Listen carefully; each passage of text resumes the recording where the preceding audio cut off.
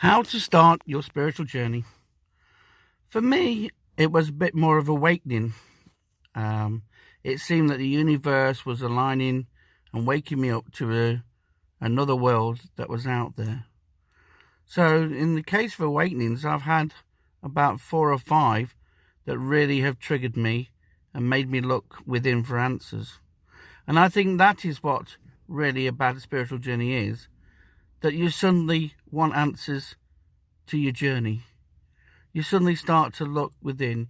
You start to look around and see signs of other situations that you would feel drawn to.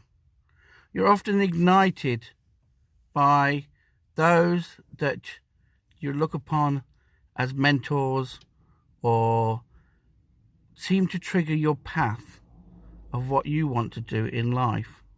So I think the how to start it is just sit down, get a pen, and just write whatever you dream of doing, whatever makes you feel alive. And then you'll get some that you'll just think, I don't know why I put that down, but then eventually you start to get into the flow. And this is the secret to a spiritual journey, that there is an automatic flow, that when we get into, we start to open up our path or start to experience certain things in life. Now, for me, I looked upon mediumship as a way to get answers. I looked upon healing as a way to heal myself and to heal others and to help a lot of those who emotionally were struggling at that time. I even channeled through an actual type of healing, and then I went and researched it. So whatever triggers you or whatever sends you on the journey is up to you. How to start it is getting reflection time. Spend 30 minutes a day just surrendering, allowing your path to show, allowing who you are to show, just allowing a bit of peace in your life, because a good foundation will help you on your spiritual journey. And so I find that just spending that quality time meditating, that quality time in nature, that quality time with people really sort of ignites me and makes me feel alive. And so this is the part of the spiritual awakening that people maybe not tell you. You get thrust into this through a trauma or through something that's happened to you that suddenly just opens yourself that there's got to be more. Or you become part of an organization and then, you feel a different energy. The spiritual journey is a different energy. Your sense is heightened, you become more connected, and that is the secret. If you really want to find out or you want to start your journey, find your connection. Find your connection to nature, find your connection to people, find your connection to animals, find your connection to the universe. Find the way that you can share with the universe. I used to love automatic writing, and all that is basically I would get myself into a state of peace and oneness, and then I would just allow the pen to flow. And then eventually I used to get reams and reams. At first it was just your mind, but that is also a form of letting go. So that's a good exercise to try. But eventually I would start to get profound information and information that I could share with others. But also it was helping me on my journey. I could put questions down and then come back to it a day later, and the questions would be answered in the sense that I would get answers throughout the day. And then also, if I did automatic writing, I would get answers to the questions there. So I think your awakening or your spiritual journey, or it starts with you looking within. Find your inner voice, find your inner self. Because when we work through the heart, or when we go within ourselves, we are then start to connect to the source, the energy that was in us and in everybody. And then when you start to connect to others on a soul-to-soul level, you find that people want to help you, want to give you information. And that's when there's signs all around us.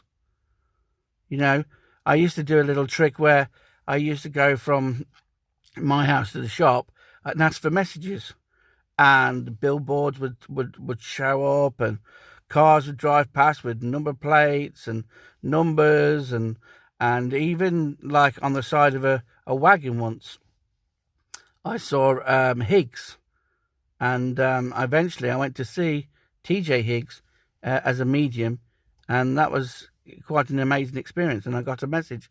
So, there's messages all around. And when I got to the shop and I put together all the little bits of information along the way, suddenly I had a whole story. And also, I'd walked down to the shop so many times. Did I see any of those billboards or before? No. And that's what happens when you start to open up to the spiritual world, or open up to yourself. You start to see things that you never saw before. You start to see the beauty in all. You start to see that nature is an amazing place to let go of emotions. You start to feel more alive. You start to open your senses. You start to just get a knowing stage, when something you know about something to do, you're guided to do.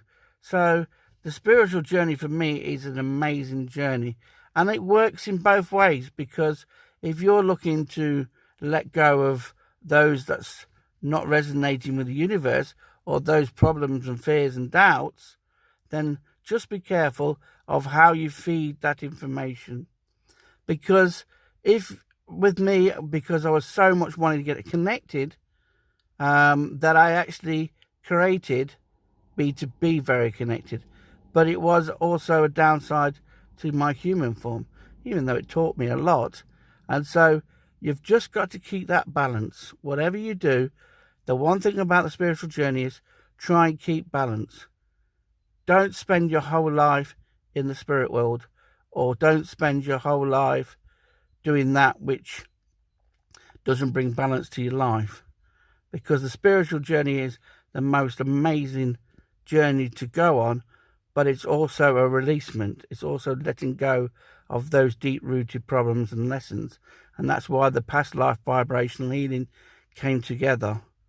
So all these different aspects of my journey, the paranormal, where I learned so much about energies, negative energies and everything, the mediumship side, even teaching. Once I started teaching mediumship, basically I was then opening myself up to more information. Every person you come into contact with is a two-way experience, because remember, you would not attract people into your life unless you had that vibration, that lesson, that opportunity to learn. So I always take 5% of what everybody says as though there's a message for me. And this is I've had this since I was a child. I always knew there was another reason. Another reason why somebody would say something even. I even questioned people and said, why did you say that? I don't know, it just came to me. And then you start to realise that the messages are coming through other people as well. So when you open up to this world, you see a whole new experience. You'll feel different. You might feel strange at first, and you might feel that it doesn't fit into society. So what? So what? Because at the end of the day, it's your journey. Nobody else can live your journey. Nobody else can understand your journey but you. Yes, you can relate to people on certain parts of your journey, but not everybody is going to go the full way. So remember this. This is one thing that I learnt very much.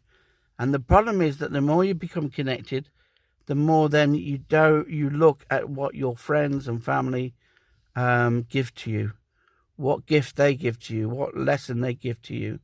And suddenly you realise that certain friends, you love them to bits, but you'll probably spend less time with them because of that what they're bringing to you, even though it is a lesson and even though it's helping.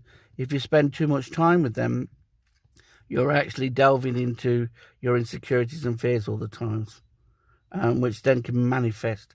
That's the secret to the spiritual journey, is that we manifest what we think, what we feel, and what we do. So if you really want to be one with yourselves, then know that everything is relative to the journey.